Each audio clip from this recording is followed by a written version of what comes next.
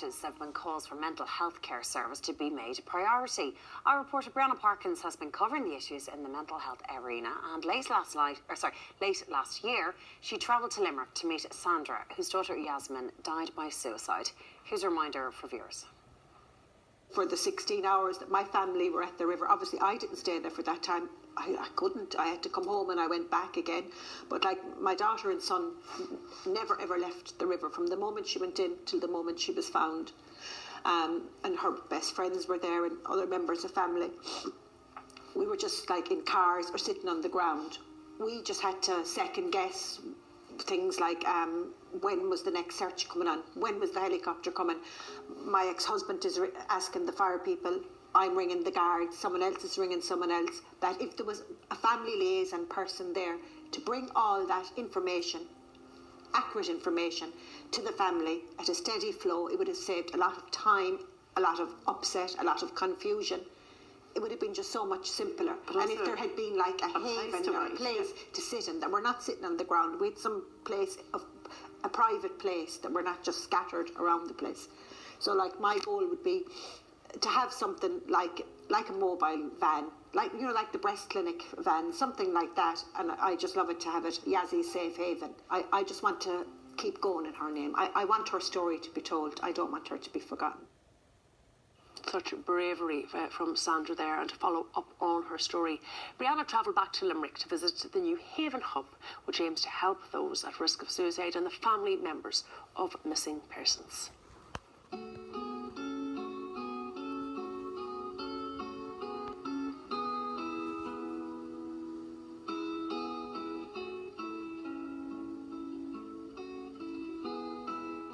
When someone hits rock bottom and they need help, they can come here to the Haven Hub.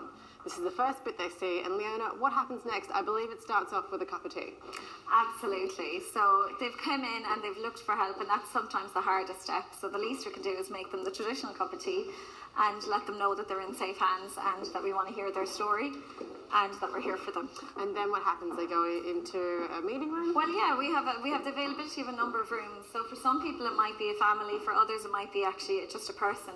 But a room similar to here, they'll come along and they'll sit with two volunteers that are peer support and suicide prevention trained, that will sit with them, that will listen. And I suppose it's a lot of the time, like the peak time of suicide is 11 o'clock at night. They have nowhere to go. And a lot of people feel that, their family are drained and they don't want to be a burden on anybody. But we are here and we're openly asking people, feel free to come in. We want to help. We want to listen. And a lot of us have been through that road before ourselves. Yourself included. Myself included. And I know, and a lot of the others will know, what it's like to have been in that amount of despair. But also what it's like to have actually, I suppose, seen the world as a beautiful place again, and that sense of hope is often what's missing when suicide is in the room. So we can help them find that within themselves. The discharge rates are so high in Limerick. Is there a chronic under-resourcing in the hospitals? What's the issue? Well, it's a number of things. So 72% of people that have self-harmed or that have attempted suicide are discharged. And on top of that, 13% leave without having been seen. And that is the highest in Ireland. And I think there's very complex reasons. I think sometimes admission may not be the answer for everybody, because maybe the service after admission might be very traumatic within itself. But if that's the case, then let's fix what's going on in those admissions, because people are left then, like Yasmin, who are left feeling as though the only place available to me in these late hours can't help me. Depression lies and suicide lies, and it tells us all sorts. It's very hard to reach out. It's very hard to keep turning to the same people over and over again.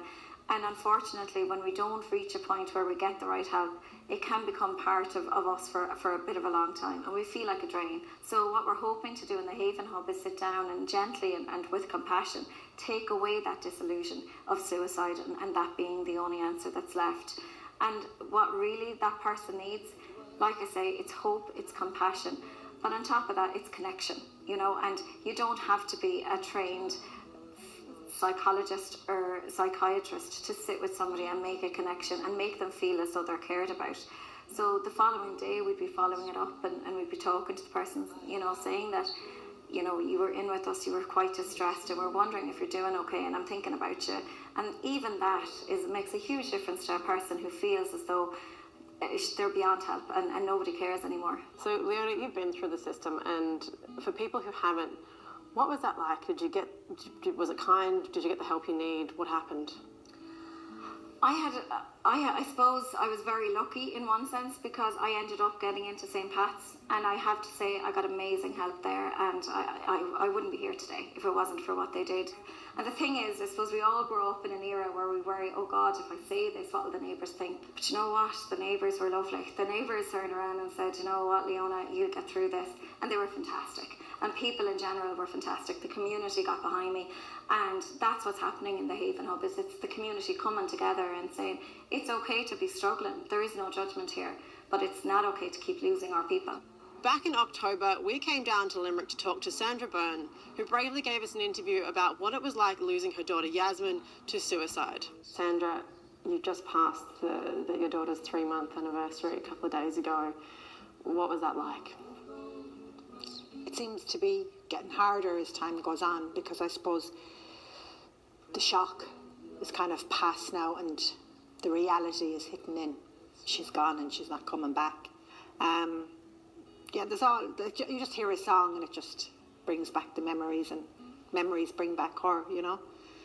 And all the things, like, was to say Christmas, and then February, like my grandson's making his confirmation. She's going to be missing for that. It's Paige's 18th. She's not going to be here for that. Why is this Haven so important? Why have you put so much time and effort when you're going through your grieving mother, but you're still able to find the energy to fight on? What does this mean to you? Because I just can't help thinking to myself, if the Haven Hub had been open on the 23rd of August last at 3:43 a.m, things could have been so different. Would Yazzie have turned left that night and came to the Haven Hub? We'd have had a totally different outcome if Yazzie had that option. But that I'll never know. But maybe other families will have that option, or we might save another life. And if I save one life, I know I've done something right. What if someone is in that position late at night and they're thinking, should I go to the hub? I don't know what to do.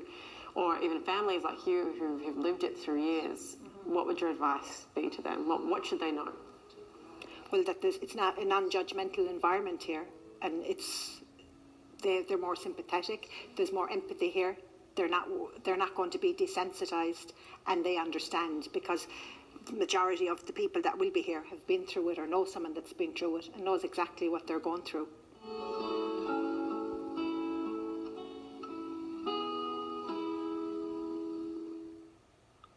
Wow, what a place. I think that's an absolutely brilliant idea. A brilliant idea. Wow. And the people are working there who've been through it themselves, so they completely understand. There's no judgment. It's just come, talk, and if you want to get help from there, it's here. And just knowing there's somewhere else to go or to turn. And just to give that little hope. And as Leona said, even when they would follow up the next day saying, you were in with us yesterday, you're very distressed, we've been thinking about you, how are you doing?